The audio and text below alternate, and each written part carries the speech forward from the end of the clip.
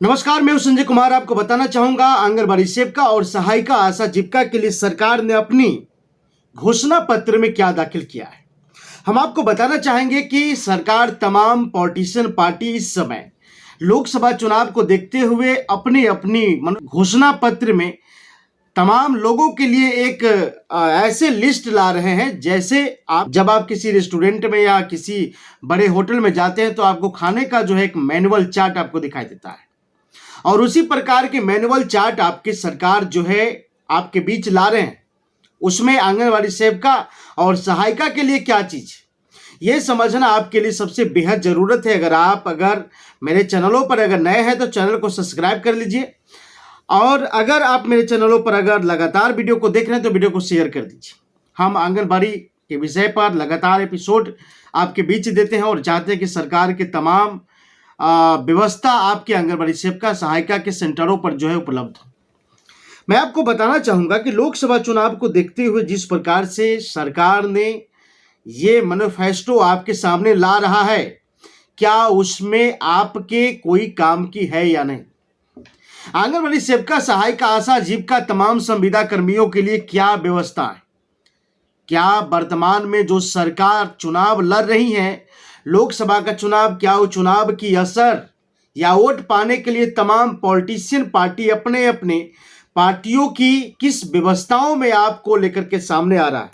हम आपको बताना चाहेंगे कि एक तरफ अगर सरकार आंगनबाड़ी सेविका सहायिका के उत्थान की अगर बात करते हैं तो दूसरी तरफ समाज की उसी बच्चे को कुपोषण से बचने के लिए पोषाहार की व्यवस्था करते हैं।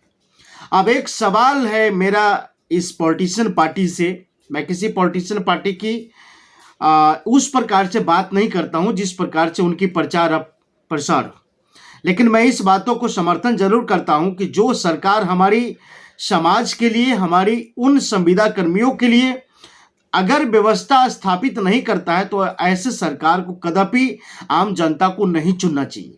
आम जनता को बहुत ही सोच समझ करके कदम उठाना चाहिए, क्योंकि ये जो 2024 की चुनाव है, ये लोकसभा के चुनाव है कि आंगनबाड़ी सेविका और सहायिका के लिए ये सुनहरा का अवसर है और ये अवसर उन्हें गंवाना नहीं चाहिए। ये अवसर उन सभी आंगनबाड़ी सेविका सहायिका आशा जीविका के लिए है जो अगर वो चाहते हैं कि अगर उनका वेतन अगर 2 गुना ज्यादा हो या एक सम्मानजनक वेतन हो तो उस पर आंगनबाड़ी सेविका और सहायिका आशा जीविका संविदा कर्मियों को विचार करना चाहिए। और जो चाहती कि भ्रष्टाचार खत्म हो जाए पोषाहार में, वो सरकार को चुन करके अवश्य लाना चाहिए जो सरकार भ्रष्टाचार को समाप्त कर सके। अब आपको बताना चाहेंगे, लगातार ये बातें आपको समझना पड़ेगा कि अपने अपने मैनिफेस्टो में जो चीज पार्टी दिखा रहा है, क्या मैनिफेस्टो में आंगनबाड़ी सेविका सहायिका आशा जीविका संविदा कर्मियों के लिए क्या व्यवस्था है, क्या व्यवस्था है उन संविदा कर्मियों के लिए जो संविदा कर्मियों का बेहतर से बेहतर लाइफ अच्छे बन सके, बेहतर से बेहतर विभाग अच्छे बन सके, बेहतर से बेहतर उनका एजुकेशन मजबूत हो सके। इस किस व्यवस्था कौन सी पार्टी ला रहा है, ये जानना आपको अति आवश्यक है। अगर इस विषय पर अगर आप खामोश है तो हम आपको बताने की कोशिश करें कि आपके लिए कौन पार्टी कौन चीज ला रहा है, किस व्यवस्थाओं पर ला रहा है, कौन आपके महंगाई पर सवाल उठा रहा है, कौन आपके नौकरी पर सवाल उठा रहा है, कौन आपके वेतन लागू होने पर सवाल उठा रहा है, कौन आपको परमानेंट करने की सवाल कर रहा है, ये आपको जानना अति आवश्यक है। अब आपको लेकर के चल रहे हैं बिहार की ओर, चूंकि बिहार की वो चीज है जहां पर एनडीए सरकार लगातार आम जनता के बीच में अपनी मैनिफेस्टो जिस प्रकार से ला रहे हैं वो आपको समझना पड़ेगा। चलिए हम आपको आगे बताना चाहेंगे, जहां पर एनडीए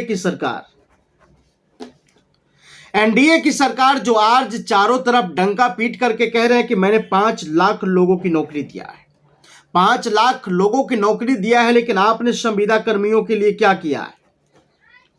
जब आप 5 लाख नौकरी दे सकते हैं तो इस नौकरी देने वाले से पहले 5 लाख से पहले ऐसे कई लोग हैं, ऐसे कई आम जनता है जिन्होंने संविदा कर्मी के तौर पर काम करके अपने काम को छोड़ दिया है या उन्हें हटा दिया गया है। ये सरकार की वर्चस्व कह सकते हैं इसको। सरकार की मैनिफेस्टो उस समय कहां चली जाती है जिस समय संविदा कर्मियों की वेतन पर लाठी चार्ज करवा देते हैं।